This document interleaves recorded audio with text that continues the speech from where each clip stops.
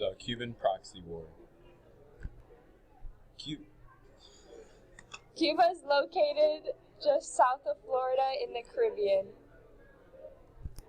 One of the notable people of the Cuban Proxy War was Fulgencio Batista. He was U.S. supported and he maintained Cuba's unpopular dictatorship. However, the Cuban resentment led to a revolution and Batista was overthrown. The man that took his place was Fidel Castro, and he was a lawyer, but he also led the revolution. He brought reforms to Cuba. He improved economy, literacy rates, healthcare, and conditions for women, but he was still a harsh dictator. The role of the Soviet Union was to aid and support Fidel Castro, who overthrew the previous regime.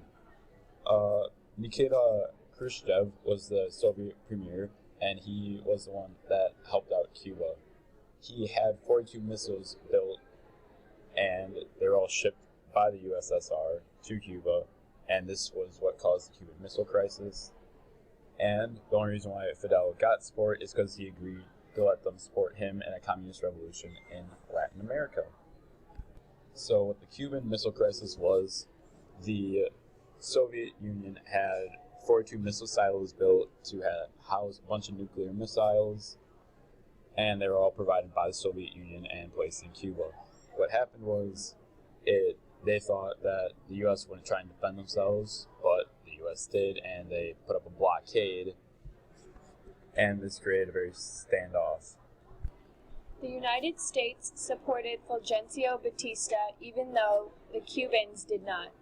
President Eisenhower ordered an embargo on all trade with Cuba.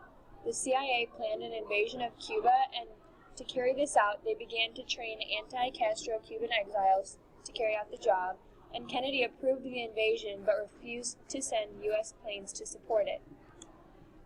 When things got heated, Kennedy demanded that the Soviets remove the missiles in Cuba because it was so close to the home front.